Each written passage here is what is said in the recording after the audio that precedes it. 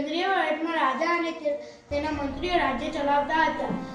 રાજાની મદદ કરવા માટે વિવિધ અધિકારીઓ હતા, જેમ કે સેનાપતિ સેના સંભાળતું, ખજાનચી ખજાનો સંભાળતું, ન્યાયાધિકારી ન્યાય આપતો. આ બધા મળીને રાજ્યનું કામ કરતા સુચારુ રીતે કરતા. પ્રાંતીય વહીવટ વિશે માહિતી આપશે હેમી.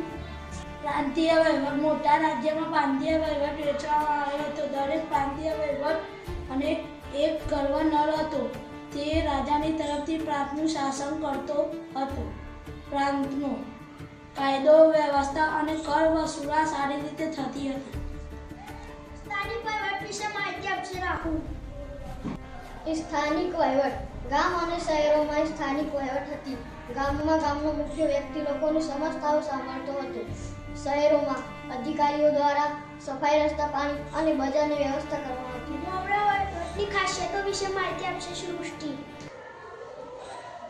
મૌર્ય વહીવટની ખાસિયતો નિયમોની શિસ્ત હતી. ન્યાય પ્રણાલીનું સહાયથી પ્રજાના કલ્યાણ પર ધ્યાન અપાતું હોવાથી મૌર્ય યુગનું વહીવટી તંત્ર ભારતના ઇતિહાસમાં ખૂબ જ શ્રેષ્ઠ માનવામાં આવે છે. આભાર.